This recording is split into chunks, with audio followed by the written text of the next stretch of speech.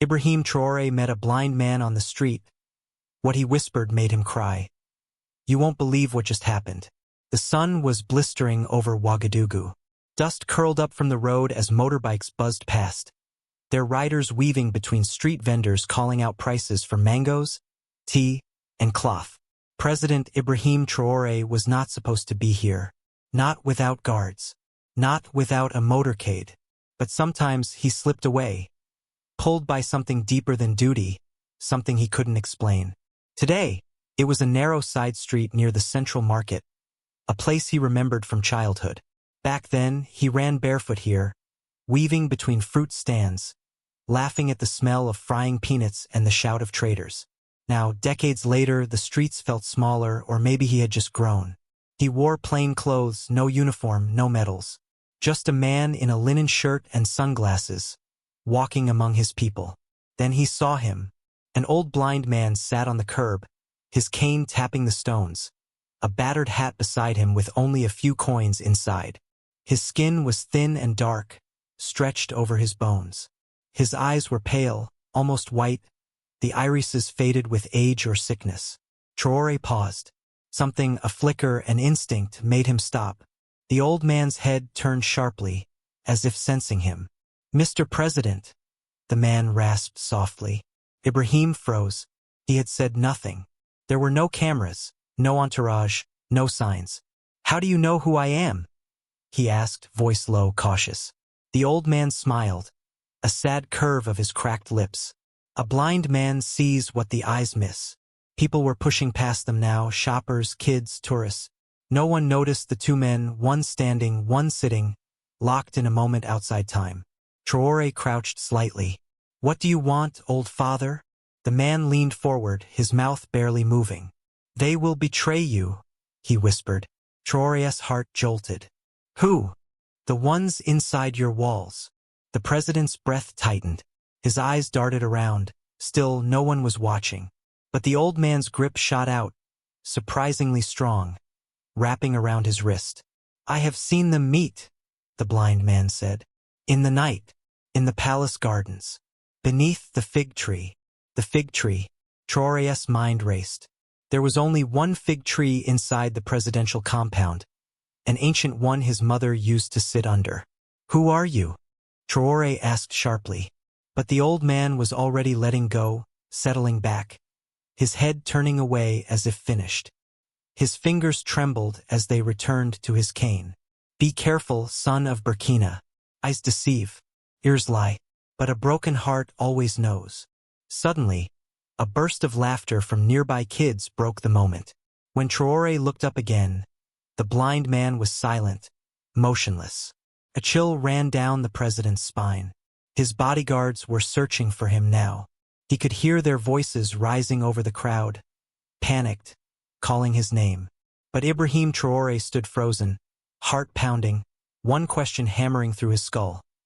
That night, Ibrahim Traoré stood at the window of his private office, looking out over the presidential compound. The moonlight painted the fig tree in silver and shadows.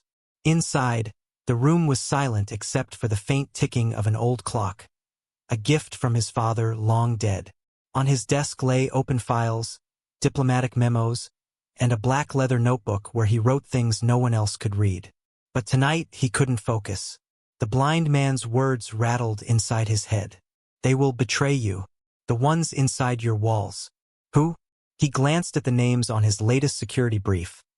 Minister Kouiat, his closest ally, Commander Diarra, head of the Presidential Guard, even his own chief of staff, Fanta Zongo, a woman he trusted like a sister. No, he told himself, they're loyal, they've bled for me. Yet under the moon's pale light, doubt crept in. He pressed a button on his desk phone. Captain Demba. Moments later, his most trusted bodyguard entered. Demba was young, sharp-eyed, always alert. I want surveillance footage of the gardens, Traoré ordered, especially near the fig tree. Last 3 nights. Demba hesitated. Sir, you think? Just bring it. An hour later, Ibrahim sat alone, watching grainy black and white footage on a small screen. First, nothing. Gardeners tending plants. soldiers on routine patrol. Then, on the second night, something flickered. 2 figures moving in the shadows, beneath the fig tree. No uniforms. No faces clear. One tall, one short. Leaning in close, speaking urgently. Then slipping away into the night. Ibrahim froze the frame. "Who are you?" He rewound it. Played it again. And again. His heart pounded louder each time. He picked up his phone. "Demba, bring me Zongo and Diarra. Now." But quietly. By 3 a.m., the 3 of them sat in a private meeting room. Zongo, sharp-suited. Her eyes narrowed in suspicion. Diarra, muscular, stiff, arms folded. Traoré spoke softly. "There's been a breach." They exchanged tense looks. "I want to know who's meeting under that fig tree at night." Diarra frowned. "We'll increase patrols, sir." "No," Ibrahim said sharply. "I want names, not footprints." Zongo leaned forward. "Mr. President, we can review guard rosters, cross-check security logs. I want you both to personally oversee it," Ibrahim interrupted. "No one else is to know." They nodded, exchanging wary glances. But inside, Traoré's gut twisted. Because even now, even as they spoke, the question was gnawing at him. What if it's one of you? Over the next 2 days, Ibrahim moved through his duties with a mask of calm. Cabinet meetings, foreign delegations, ribbon cuttings. But behind the scenes, he had Demba watching, tracking, reporting. At night, he watched the gardens himself, sometimes standing by the window, sometimes slipping out in the dark to walk the paths alone. Once, he thought he saw a figure near the tree. But when he approached, it was only a gardener, startled and apologizing. Still, the unease grew. He began to notice small things. Kuwait whispering too long with foreign envoys. Diarra avoiding his gaze. Zongo, once warm and open, now stiff and cautious. Was he imagining it? Or was the noose truly tightening around him? On the 3rd night, Demba brought a sealed envelope. "We ran a sweep of communications, sir," he said, eyes shadowed with exhaustion. "Intercepted messages." Ibrahim opened it. Inside were transcripts, meetings arranged, codes used, dates, locations, and one name repeated over and over. His own. His mouth went dry. The plot was real, and the circle was closing fast. But what chilled him most was the signature on one of the messages. A code name he recognized from childhood stories his mother used to tell. A fox among lions. There was only one person in his inner circle who used that phrase.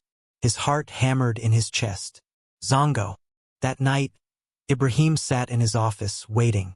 The clock ticked past midnight. The door opened softly. Zongo entered, her face calm, unreadable. "You wanted to see me, Mr. President?" He stood, hands clasped behind his back.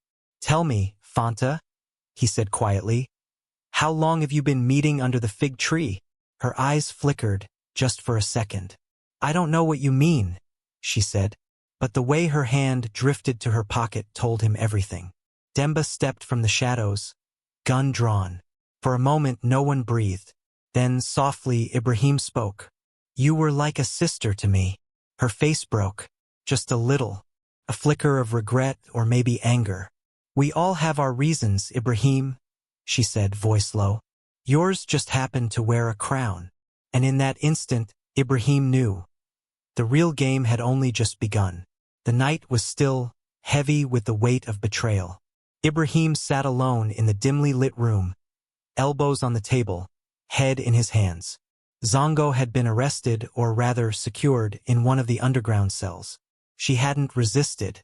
She'd only looked at him with a strange, almost pitying gaze, as if she knew something he didn't.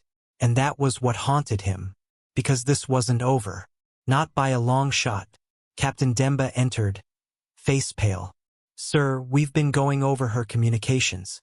She wasn't acting alone." Ibrahim's eyes shot up. Demba handed him a file. Inside were transcripts, photos, bank transfers, and one name that shouldn't have been there. Kuwait, his oldest friend, his closest political ally, the man who'd helped him rise to power when everyone else doubted him. Ibrahim felt the ground shift beneath him. "No," he whispered. Demba hesitated. "Sir, there's something else." He handed over a small audio device. "We tapped Zongo's final call. She left a message for you." With trembling fingers, Ibrahim pressed play. Her voice filled the room, soft and steady. "Ibrahim, if you're hearing this, then I've already been taken. And you think I betrayed you." A pause. "But you're wrong." Ibrahim's heart pounded. "You've been looking under the fig tree, but you forgot to look at the roots. Kuwait isn't working against you. You are the one who's been set up. They're framing him. And I was trying to stop it." He froze, eyes wide. "The blind man.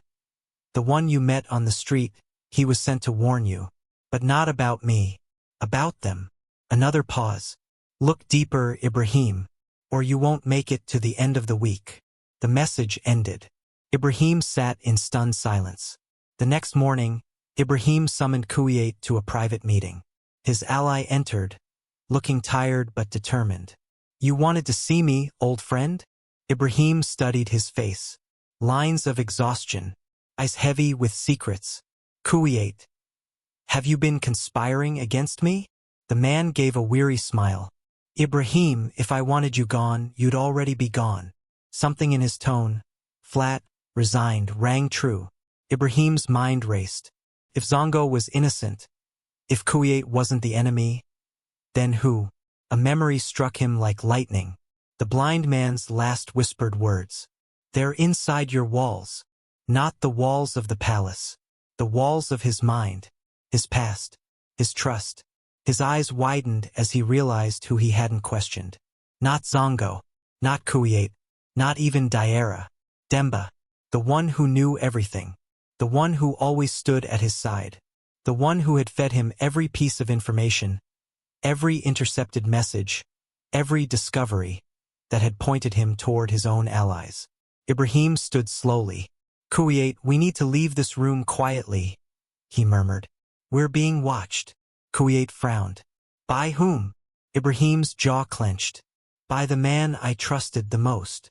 Together, they slipped out a back door, weaving through servants' corridors until they reached the underground archives, an old part of the compound few people used. There, Ibrahim pulled out his private satellite phone, one no one else knew about. He called a number he hadn't dialed in years. The voice on the other end was groggy but alert. "Ibrahim? What the hell?" "I need your help, old friend," Ibrahim said tightly. "They've infiltrated my inner circle. I need someone I can trust outside these walls." The voice hesitated, then gave a single word, "Understood." Ibrahim hung up, breathing hard. Back in the main palace, Demba moved through the halls, giving orders, tightening security, locking things down. On the surface, everything looked normal. But inside, the trap was closing.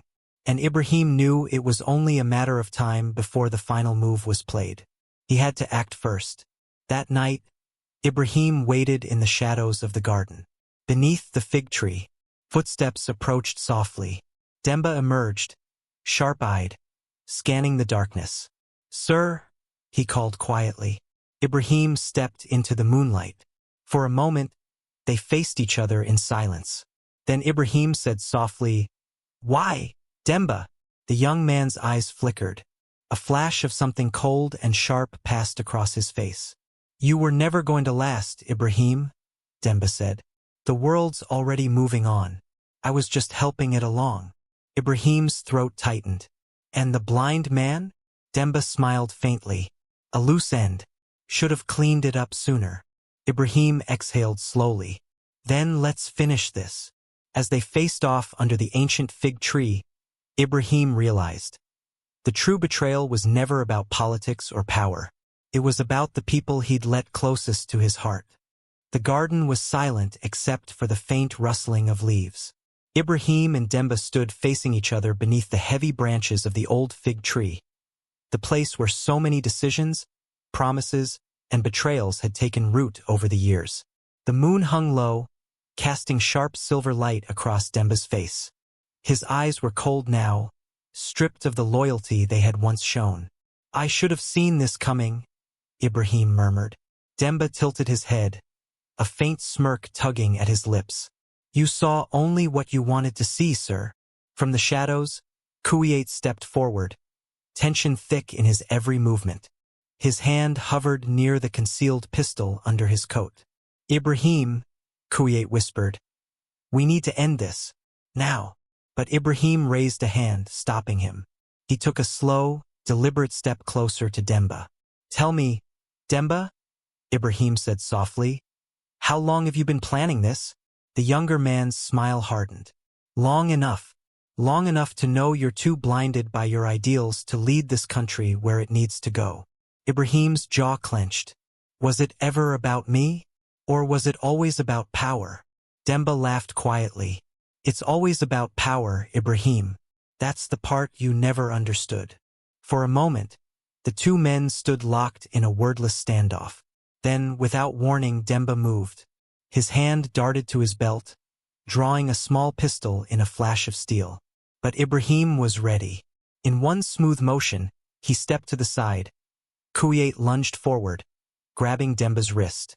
The gun went off, the shot cracking through the night air. A sharp, searing pain tore across Ibrahim's arm, grazing him. But he didn't stop. He grabbed Demba's shoulder, slamming him back against the trunk of the fig tree.